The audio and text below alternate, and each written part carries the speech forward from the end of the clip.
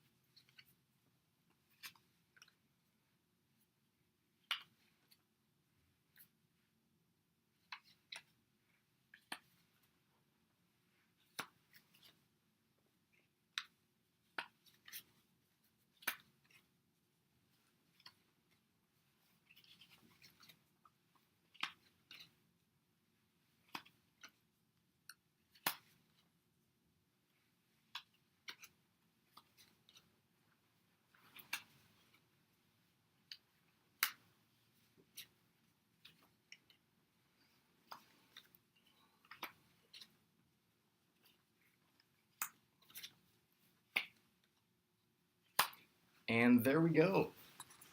Check out this gorgeous map. Ooh. Kind of hard to aim a webcam like that. I really like this way of making the map because it generates a completely unique, completely different looking map every time that I do it.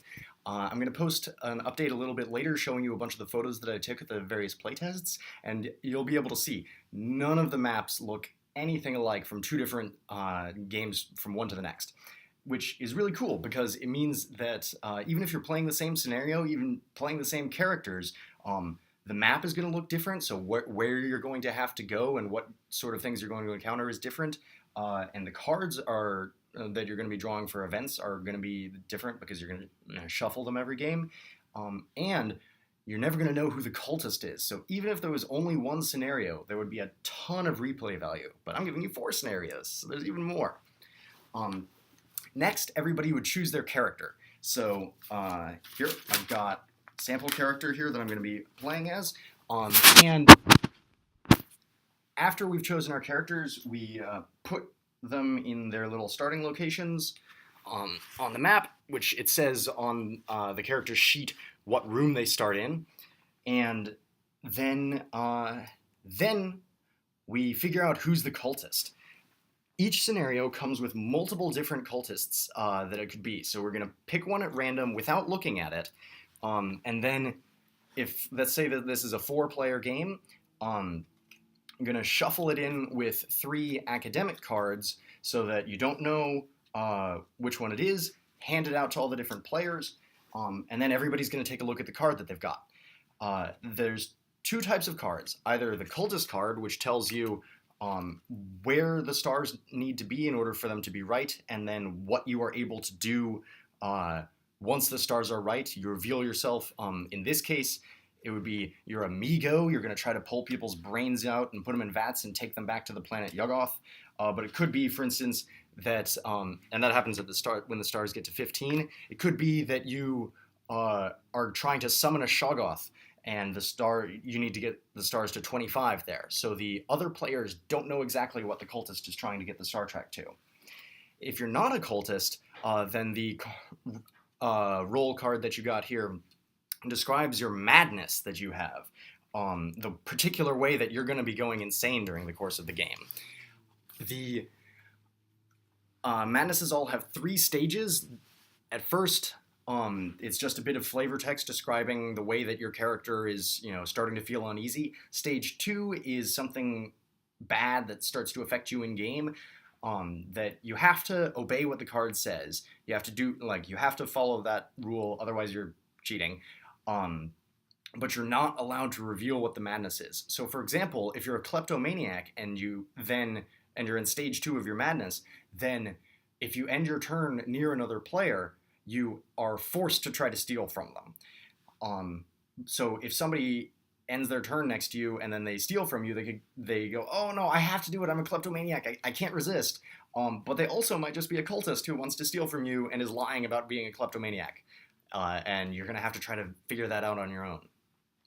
So you dealt out the roll cards, everybody takes a look at it and sees either how they're going to be going insane or that they're the cultist and what they're trying to do. Then we put our characters on the map, and we begin. At the beginning of my turn, I draw an indoor event. So in this case, it's a Labyrinth of Corridors, which is a reason check. My reason is green-blue for this particular character. So I pick up a green die, which has, and a blue die. You can see that this is blue, right? I couldn't find blank blue dice, so I used yellow ones, and the yellow marker doesn't show up very well because it's basically highlighter, so I wrote them in blue on the prototype character sheets. But this is green, this is blue, and this is red. So I grab a green and a blue die because it's a reason check, and that's my reasonability score. And then the difficulty is red, which means that I keep grabbing red dice until I have 5 dice in my hand. Whenever you make an ability check, you always roll 5 dice. So I rolled the dice, and let's see what I got.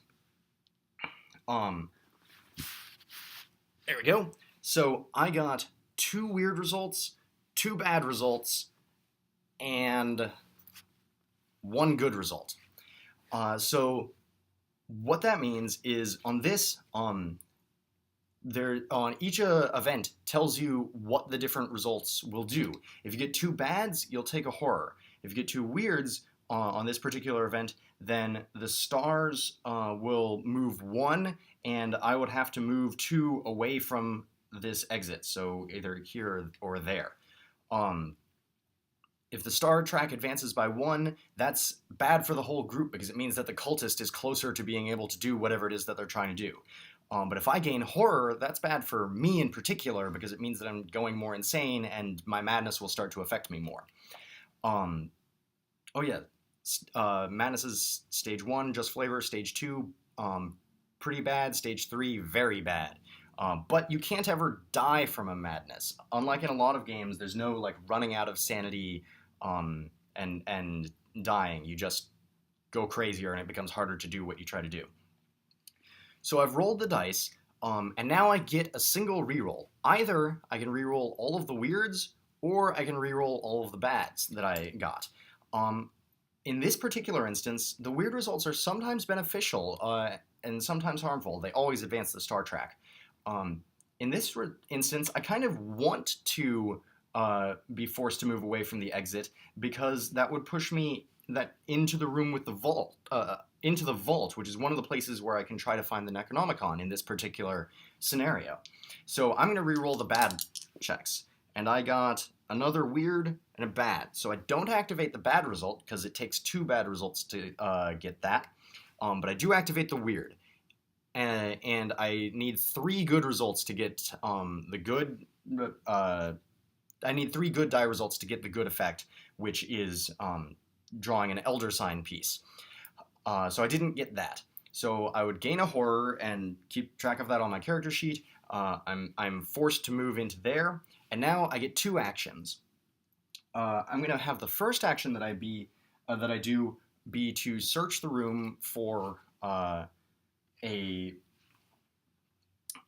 for an item. Items are either indoor, got the little eye in the corner, or outdoor items, or both.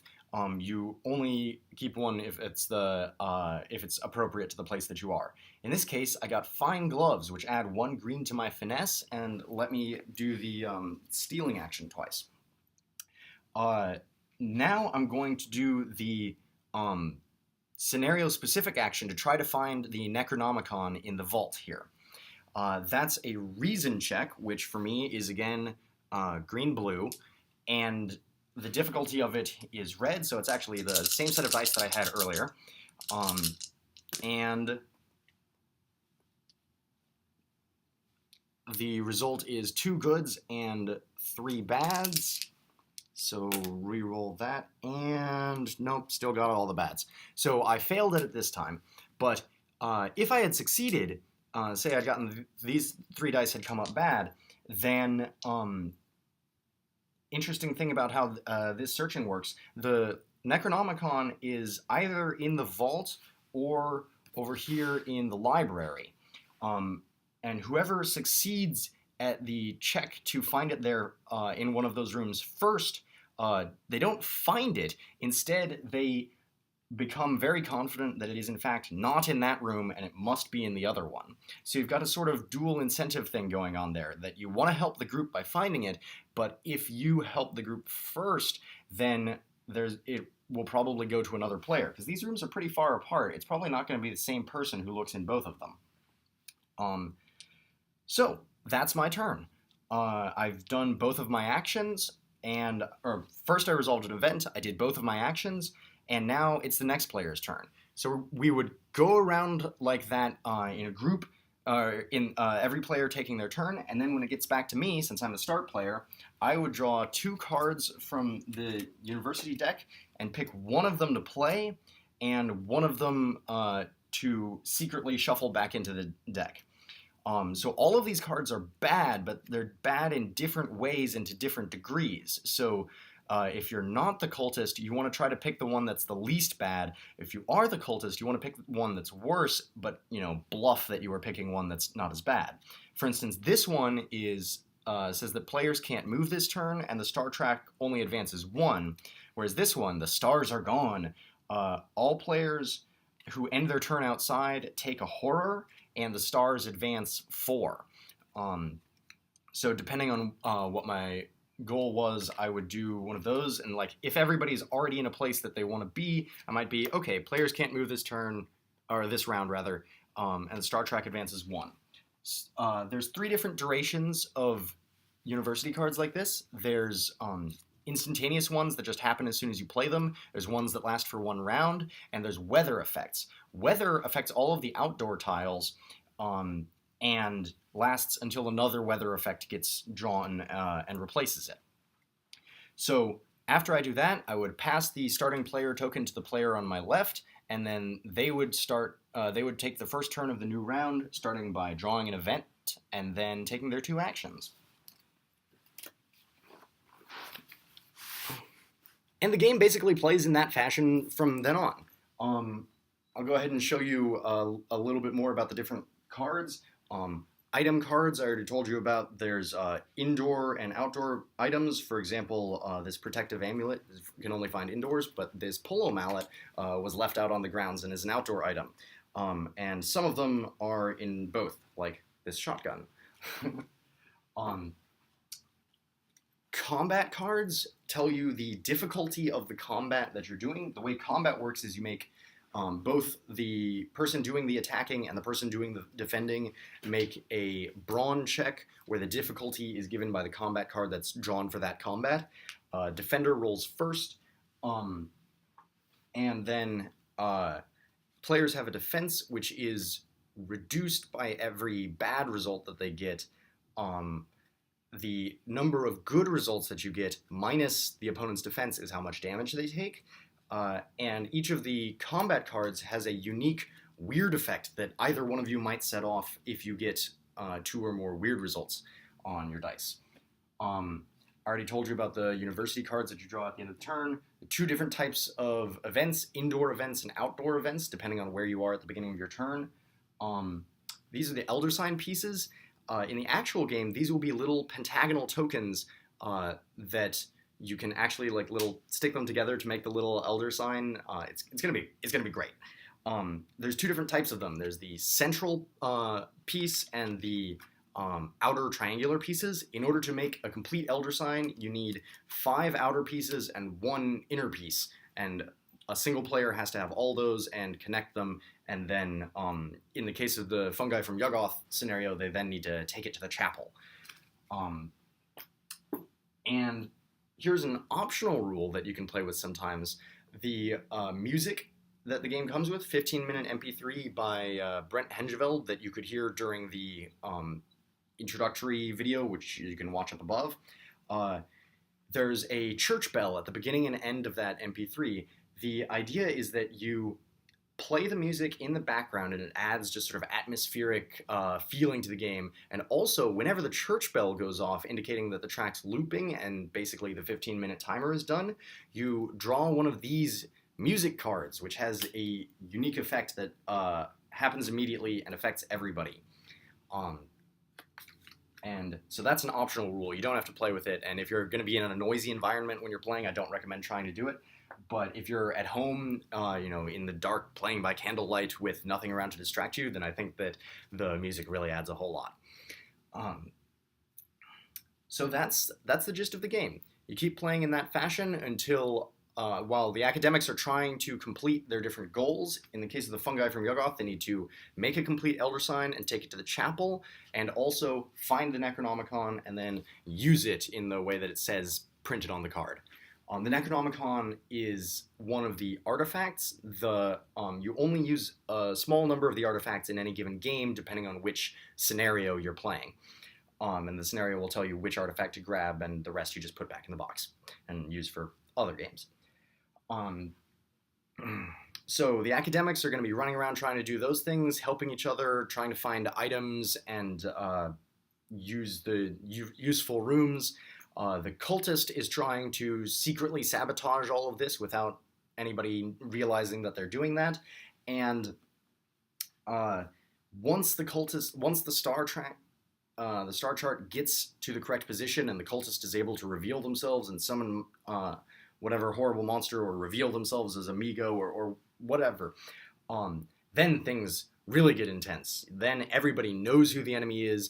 It gets down to the wire. You really have to finish things quickly, because once the cultist has revealed themselves, things get a lot more dangerous for the academics. And that is everything. If you have any questions, please comment either in the comments on this video on YouTube or in the comment section on the Kickstarter page.